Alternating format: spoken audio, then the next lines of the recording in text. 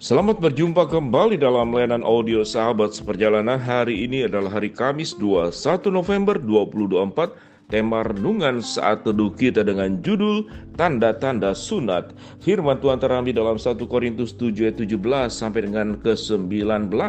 Selanjutnya hendaklah tiap-tiap orang tetap hidup seperti yang telah ditentukan Tuhan baginya dan dalam keadaan seperti waktu yang dipanggil Allah. Inilah ketetapan yang kuberikan kepada setiap jemaat. Kalau orang yang dipanggil dalam keadaan bersunat, janganlah ia berusaha meniadakan tanda-tanda sunat itu. Dan kalau orang dipanggil dalam keadaan tidak bersunat, janganlah ia mau bersunat. Sebab bersunat atau tidak bersunat tidak penting.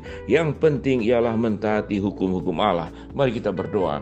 Bapa yang di dalam surga, biarlah dalam kehidupan kami sungguh menjadikan firman Tuhan segala-galanya daripada pemikiran dan kehendak pribadi kami. Dalam nama Tuhan Yesus kami berdoa, amin. Shalom sahabat seperjalanan yang dikasihi Tuhan. Di dalam perjanjian lama ada banyak catatan tentang orang Israel itu harus bersunat. 8 hari setelah kelahiran seorang anak laki-laki itu diwajibkan bersunat. Dan sunat itu sedemikian ditekankan di dalam perjanjian lama karena itu mengarah kepada perjanjian baru di mana Kristus datang untuk menyelesaikan dosa-dosa manusia.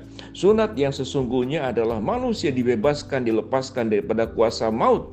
Kulit katan yang ada pada laki-laki dan harus dipotong pada hari ke-8 dalam tradisi Yahudi dan dicatat di dalam Alkitab. Itu menunjukkan adalah pemotongan, pengeratan, memutuskan seluruh hukum, seluruh dosa, yaitu maut. Itu yang disebut dengan tanda sunat yang menjadi acuan di dalam perjanjian lama. Namun setelah Kristus datang ke dalam dunia, maka sunat yang sesungguhnya adalah bukan sunat secara lahiriah, bukan sunat secara fisik, bukan sunat secara ragani, tetapi di sunat adalah kita diputuskan hubungan dari seluruh kuasa dosa. Kalau kita berbicara apa itu dosa? Dosa adalah terputusnya hubungan. Terputusnya hubungan, dan hubungan itu kemudian direkatkan kembali di dalam Kristus Yesus. Sehingga catatan Alkitab yang kita baca tadi bahwa sunat itu tidak bersunat itu bukan yang penting. Ayat 18 dikatakan, kalau seorang yang dipanggil dalam keadaan bersunat, janganlah ia berusaha untuk meniadakan tanda-tanda sunat itu. Dan kalau seorang dipanggil dalam keadaan tidak bersunat, janganlah ia mau bersunat. Karena bersunat atau tidak bersunat tidak penting. Yang penting ialah mentaati hukum-hukum Allah. Pada bagian ini sahabat seperjalanan, kita perlu punya sebuah katakanlah ketaatan kepada Allah, kepada hukum-hukum Allah yang sifatnya adalah progresif. Ada hukum-hukum Allah yang memang berlaku pada waktu terdahulu, ada hukum-hukum Allah yang kemudian progresif yang berlaku pada waktu-waktu yang saat ini.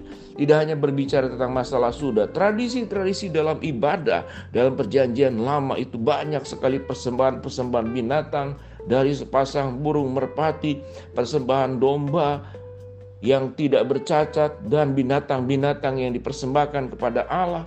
Kemudian juga ada juga di dalam perjanjian lama tentang anak sulung yang digambarkan kebiasaan-kebiasaan orang terdahulu yang bisa kemudian dikorbankan. Tetapi kita melihat bahwa pengorbanan yang sesungguhnya itu terjadi di dalam Kristus sebagai anak tunggal Bapa yang kemudian disalibkan untuk kita semua. Sehingga budaya-budaya yang terdahulu esensinya itu dipakai untuk menerangkan tentang kebenaran firman Allah. Ada pengorbanan yang dibutuhkan untuk sebuah penebusan. Ada pengorbanan yang diberikan untuk menyelamatkan manusia, dan itu adalah Kristus. Sehingga persembahan-persembahan korban tidak dibutuhkan lagi pada saat sekarang. Kita tidak melihat orang yang beribadah di gereja saat ini membawa merpati, membawa binatang korban untuk dipersembahkan, lalu kemudian ada tempat-tempat persembahan. Tidak demikian, karena progresif sifatnya. Saat ini Kristus sendiri yang sudah menjadi korban, anak domba Allah yang dikatakan di dalam firman Allah yang disembelih. Sehingga berbicara tentang sunat dan tidak bersunat secara lahiriah itu bukan lagi hal penting pada saat sekarang. Tetapi firman Tuhan berkata sunat yang sesungguhnya kita diputuskan dari seluruh kuasa dosa, yaitu maut.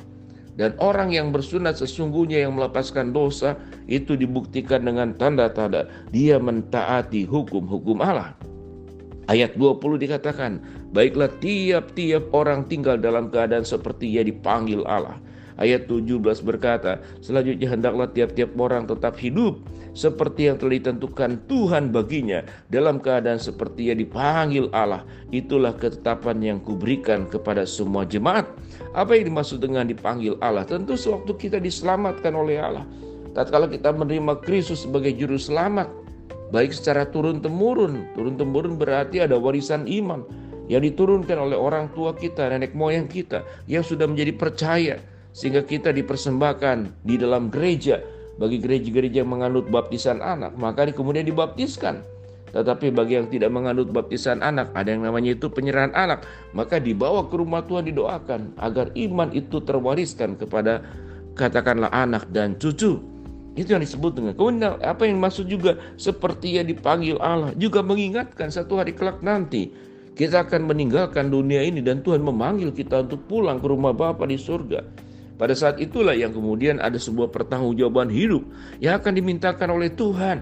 Apakah hidup kita itu sungguh-sungguh mentaati hukum-hukum Allah, atau memperdebatkan engkau bersunat, engkau tidak bersunat, engkau orang Yahudi atau engkau bukan orang Yahudi, engkau orang yang kemudian punya jabatan-jabatan rohani di dalam gerejawi atau bukan. Memperdebatkan sesuatu yang tidak esensial adalah perbuatan dosa. Tetapi mengutamakan hukum-hukum Allah, mentaati kebenaran firman Allah dalam kehidupan kita, itulah yang disebut menjadi yang paling prioritas. Sehingga sunat, tanda-tanda sunat adalah bukan berbicara sunat secara lahiriah, tetapi tanda-tanda orang yang bersunat adalah tanda-tanda orang yang hidupnya seperti dia dipanggil Allah.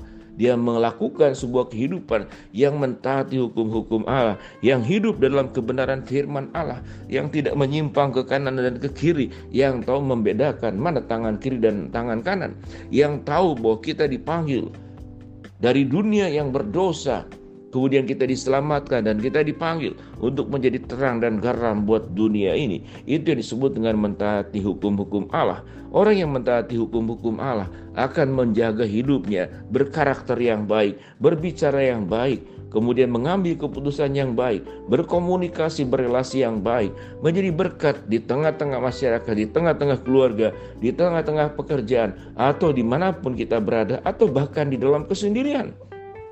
Tidak ada orang yang melihat kita, tapi Tuhan melihat apa yang kita perbuat. Sehingga sewaktu kita sendiri, sewaktu kita dalam keluarga, kita ada di tengah masyarakat, ketika kita bekerja, ketika kita masih dalam dunia pendidikan, kita mentaati hukum-hukum Allah.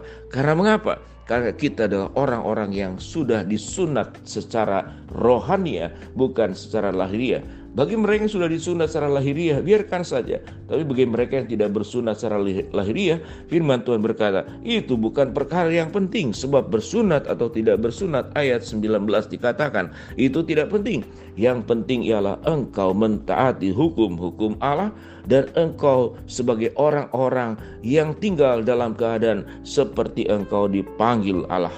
Biarlah kita boleh mengaminkan kebenaran firman Allah dan melakukannya, sehingga kita menjadi seorang hamba yang hidup melakukan hukum-hukum Allah dan bukan melakukan dosa-dosa yang pernah kita perbuat sebelumnya, dan tentunya jangan dilakukan kembali, karena kita adalah orang-orang yang sudah disunat dalam kasih Kristus di atas kayu salib. Mari kita berdoa.